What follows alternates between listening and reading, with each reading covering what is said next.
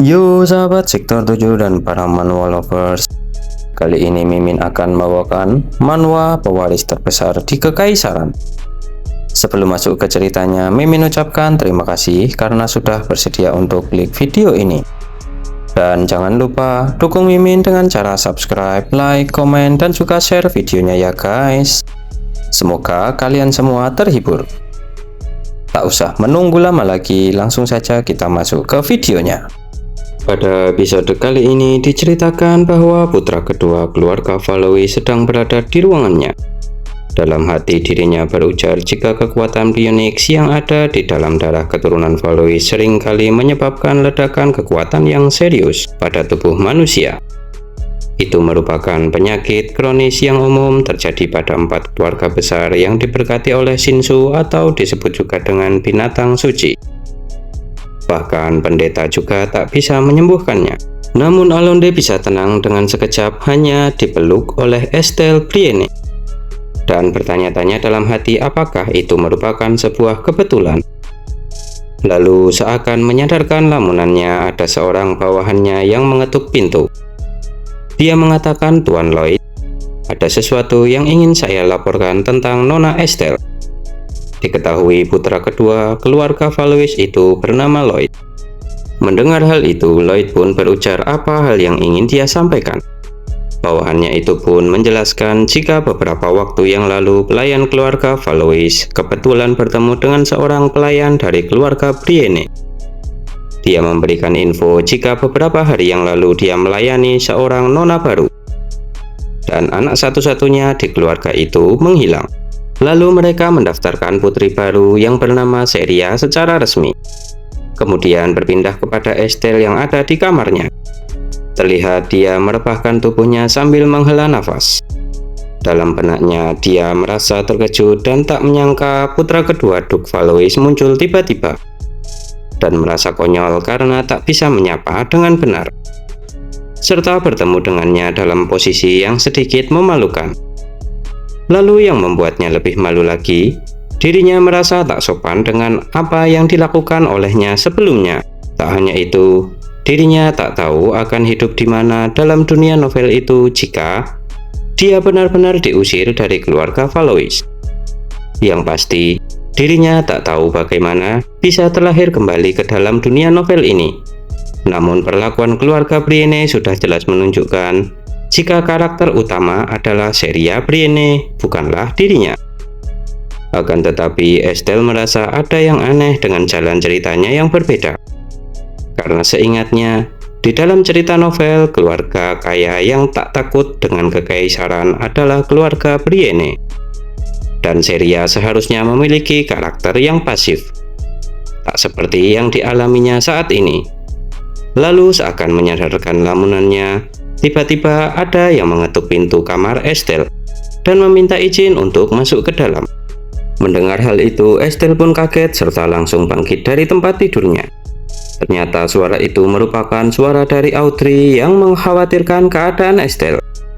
Kemudian, Estelle pun mengatakan jika dirinya baik-baik saja dan menanyakan bagaimana keadaan Alonde saat ini.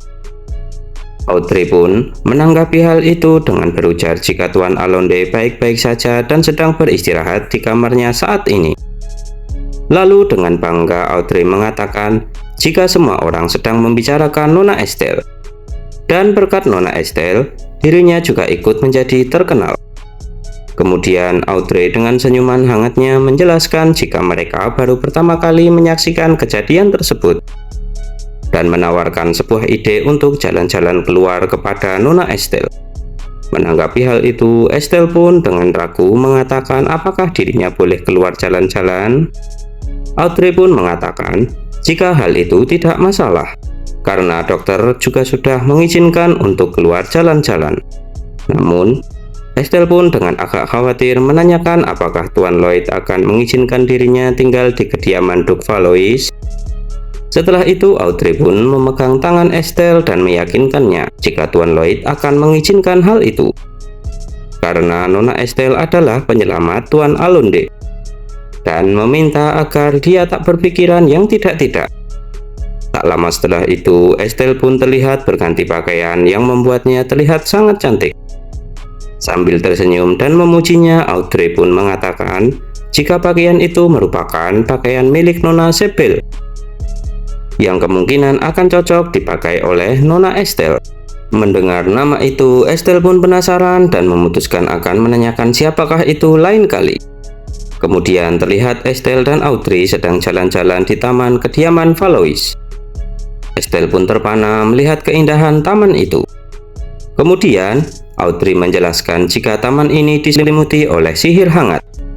Jadi sepanjang tahun, bunga-bunga akan selalu bermekaran. Lalu Audrey pun menawarkan minum teh di pavilion kepada Estelle karena cuacanya saat ini sangat cerah. Estelle pun ingin menolak ajakan itu, namun sudah terlambat karena dengan antusias Audrey pergi untuk menyiapkan teh tersebut. Dan Estelle pun hanya bisa diam, tak bisa menolaknya sama sekali. Kemudian Estelle pun berjalan menuju ke pavilion. Akan tetapi dia terkejut karena di sana ada seorang laki-laki dan mengira dia adalah seorang malaikat yang sangat tampan. Laki-laki itu pun menanyakan tentang siapa identitas dari Estelle, namun tak ada respon apapun darinya. Bersamaan dengan hal itu, Audrey pun datang membawa perlengkapan minum teh, lalu memanggil pria itu dengan nama Tuan Muda Ennard. Audrey juga menanyakan kapan tuan mudanya itu kembali, karena tak ada pemberitahuan sama sekali tentang kepulangannya. Ennard pun meresponnya dengan berujar jika dirinya pulang ke rumahnya sendiri, jadi tak perlu memberikan pemberitahuan. Mendengar hal itu, Estelle pun terkejut dan langsung memberikan hormat dengan sopan untuk menyapa tuan muda itu. Namun Ennard malah salah mengira jika kemungkinan Estelle merupakan seorang pelayan baru. Dengan sedikit tegas, Audrey pun mengatakan bukan, lalu menjelaskan jika tokoh utama dari rumor Tuan Muda Alonde adalah Nona Estelle yang ada di depannya itu. Akan tetapi, Ennard pun mempertanyakan apa yang bisa dilakukannya dengan tubuhnya yang kurus itu. Lalu menambahkan jika kakaknya pasti tenang karena dirinya sendiri.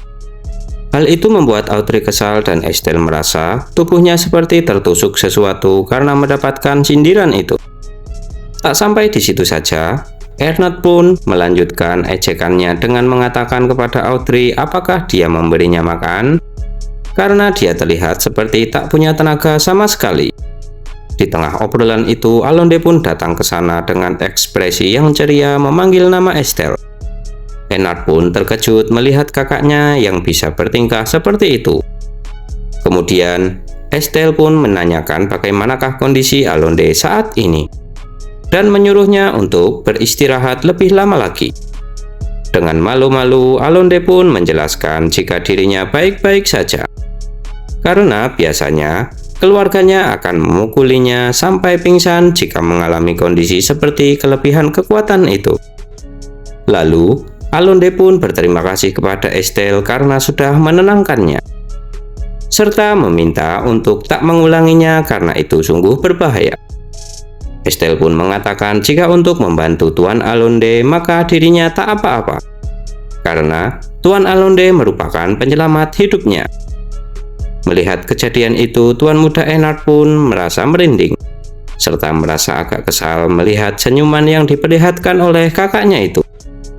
Kemudian, Alonde pun menginfokan jika Estelle kedatangan seorang tamu dari kuil.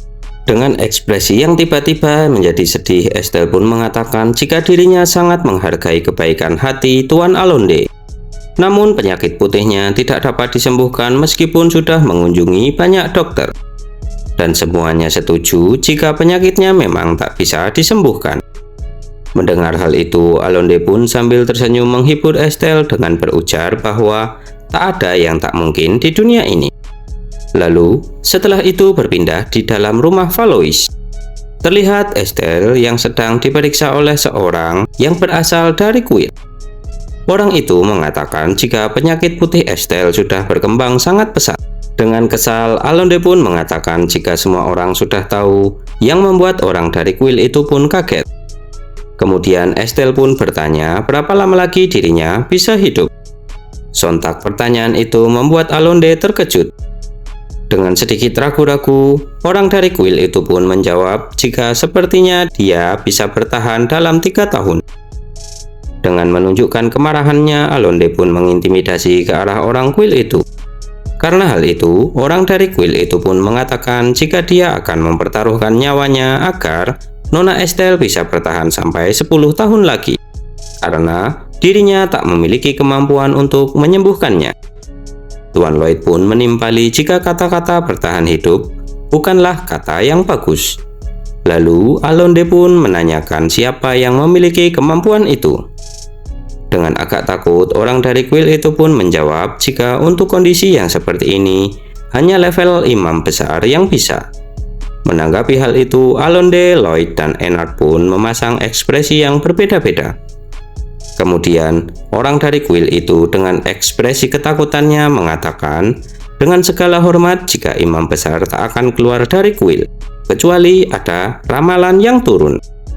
Lalu Alonde pun mengatakan jika karena Estelle sedang sakit, maka dia tak bisa bepergian jauh.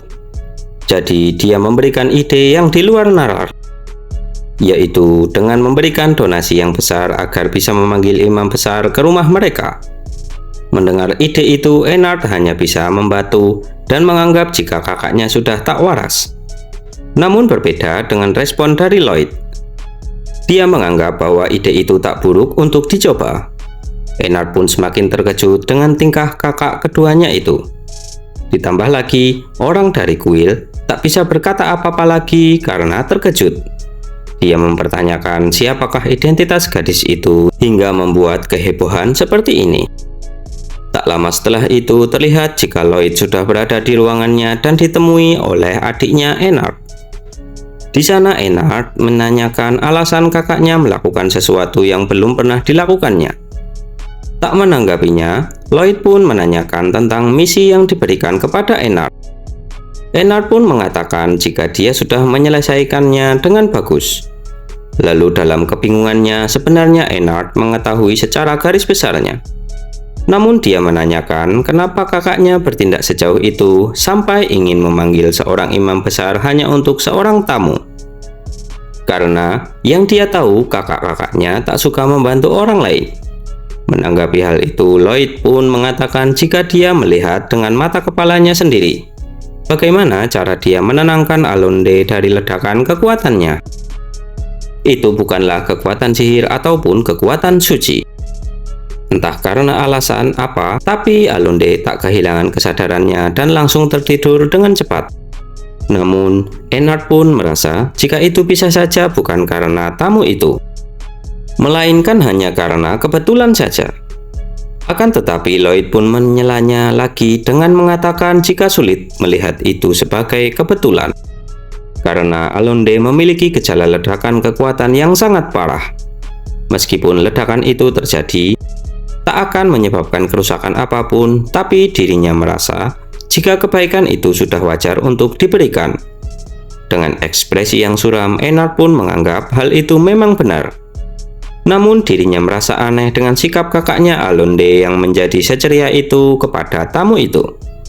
Lalu Lloyd pun menjelaskan jika saat Alonde menyentuh Nona Estelle, rasa sakitnya akan hilang. Makanya dia bersikap seperti itu. Lagi pula, seharusnya Eanard mengerti penderitaan karena ledakan kekuatan. Jadi dirinya akan membiarkan Nona Estelle tinggal di sini sampai pulih sepenuhnya. Dan dirinya juga menambahkan jika ayahnya yang saat ini dalam perjalanan pulang sudah diberitahu hal itu. Eanard pun menghela nafas dan berlalu pergi dari sana sambil berujar, jika rumah pasti akan berisik karena renovasi. Sedangkan Lloyd masih terduduk melihat sebuah amplop berwarna coklat yang sebelumnya diberikan oleh bawahannya. Amplop itu berisi tentang informasi yang didapatkan dari grup Karanka, di mana informasi itu mengenai posisi Grand Duke Karlstein yang baru-baru ini terlihat berada di luar wilayah Grand Duchy. Kemudian diceritakan bahwa di antara 4 keluarga besar yang melindungi benua sejak lama, Grand Duke Karlstein merupakan pewaris darah Shinsu yang paling suci. Meskipun kekuatannya sangat besar, namun Grand Duke Karlstein merupakan orang yang paling menderita akibat dari darah monster yang mengalir di tubuhnya. Hal itu juga yang mengakibatkan dia dikurung di kediamannya dari generasi ke generasi dan jarang menunjukkan kehadirannya di dunia luar. Kemudian berpindah ke Estelle yang saat ini sedang berada di taman rumah Valois. Dalam hati dia tak mempercayai telah terjadi badai salju beberapa hari lalu. Lalu merasa bersyukur untuk sementara waktu bisa tinggal di kediaman Duk Valois. Namun dia juga bingung dengan bagaimana nasibnya serta cara mencari nafkah setelah dia keluar dari kediaman Duk Valois. Dan dia juga merasa kecewa tak bisa mengingat lebih banyak isi dari novel itu. Tak lama setelah itu terdengar suara kereta kuda yang datang. Diketahui yang datang adalah Duk Valois yang bernama Clement Valois. Terlihat para pelayan menyambut kedatangannya. Lalu dia menyapa kepala pelayan yang bernama Euron. Karena dia sudah setengah tahun tak pulang ke rumah. Tak hanya itu, ketika anak laki-lakinya pun ikut menyambut kepulangan ayahnya itu. Clement pun juga mengatakan jika dirinya yakin mereka tak mengabaikan semua pelatihan mereka. Akan tetapi dia terkejut melihat seorang wanita asing yang ada di belakang anak-anaknya. Wanita itu pun dengan sopan memberikan hormat serta menyambut kedatangan dari Duk Valois tersebut. Setelah itu dia juga memperkenalkan dirinya yang bernama Estelle. Dan di sana dirinya tinggal sebagai tamu. Mendengar hal itu, Clement pun mengatakan jika dirinya sudah mendengar ceritanya jika sudah 15 hari Estelle berada di kediamannya. Kemudian menambahkan jika 15 hari yang lalu merupakan gelombang dingin yang tertinggi. Dan menanyakan bagaimana bisa dia berada di luar rumah kehilangan kesadaran. Mendengar hal itu, Estelle pun kaget dan menjelaskan jika dirinya diusir oleh ayahnya. Hal itu dikarenakan dirinya bukan merupakan putri kandungnya. Lalu mengatakan jika ibunya merupakan seorang pelayan dan tak diketahui siapa ayah kandungnya. Kemudian Estelle juga menambahkan jika ketika dirinya lahir, dia tertukar dengan putri kandung keluarga Brienne.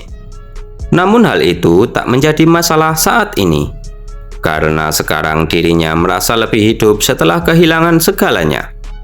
Semua orang di kediaman Valois memperlakukannya seperti manusia normal, bukan seperti hantu. Lalu sambil tersenyum cerah, Estelle juga mengatakan lagi jika saat ini pengalaman itu sudah cukup berharga baginya. Bahkan jika akhirnya harus berkeliaran dalam kedinginan lagi, dirinya tak ada niatan untuk kembali menjadi hantu putih dari keluarga Brienne. Mendengar penjelasan panjang lebar dari Estelle, Clement pun tersenyum karena argumen dari Estelle sangat bagus. Namun dirinya menambahkan, jika realitanya Estelle merupakan anak kecil yang masih lemah.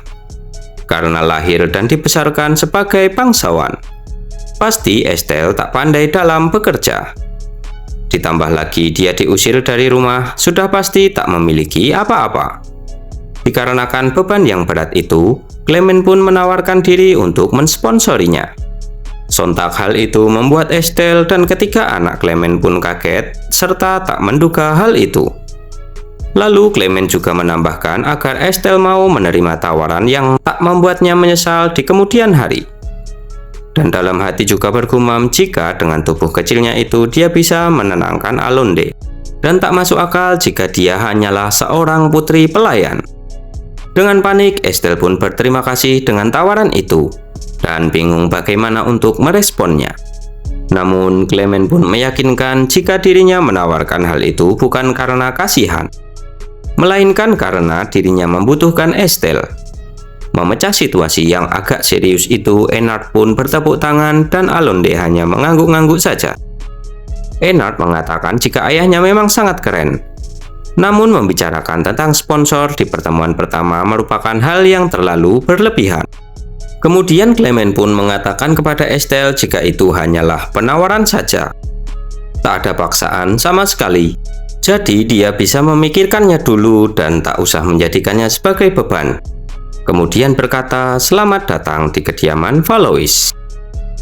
Beberapa hari setelah itu, pada malam hari terlihat Estelle yang sedang bersiap untuk makan malam. Saat menuruni tangga sambil mengagumi kemewahan yang tak sebanding dengan keluarganya dahulu, tiba-tiba kakinya tersandung oleh gaunnya sendiri, yang membuatnya akan terjatuh. Bersamaan dengan hal itu, Lloyd pun menangkap tubuh Estelle sebelum dirinya terjatuh. Namun, keadaan menjadi sedikit canggung. Lloyd merasakan sesuatu saat menyentuh Estelle. Dan Estelle pun dengan canggung berterima kasih kepada Lloyd karena sudah menolongnya. Lloyd pun merasa bingung karena rasa sakit kepalanya menghilang setelah menyentuh Estelle. Lalu mereka berdua pun berjalan menuju ruang makan. Di sana terlihat Allonde dan Ennard sudah menunggu di sana. Dengan nada sedikit menggoda, Ennard pun berkata jika dirinya tak mengetahui kalau tamu ikut makan malam. Lalu menyuruh Estelle untuk segera duduk karena dirinya sudah lapar. Kemudian saat Estelle ingin duduk di samping Ennard, dia menggoda Estelle dengan berujar jika saat di depan ayahnya, Estelle telah mengatakan semua hal yang ingin dikatakannya. Namun saat ini, dia tiba-tiba menjadi pemalu. Mendengar hal itu, Estelle pun malu dan menyangkal hal itu. Setelah itu, Allonde memberitahu Estelle jika dia mendapatkan sebuah paket, dan kakek pelayan akan mengantarkannya. Namun paket itu tak ada nama pengirimnya. Mendengar hal itu, Estelle pun sedikit bingung dan mendadak menjadi kepikiran. Lalu setelah selesai makan malam, Estelle kembali ke kamarnya ditemani oleh Audrey. Di sana dia mengambil sebuah kotak dan mengatakan jika paket itu tidak mungkin dari keluarga Brienne. Kemudian tiba-tiba terdengar ketukan di pintu kamarnya. Yang datang adalah Lloyd. Tujuannya datang karena ada hal yang ingin dia tanyakan kepada Estelle.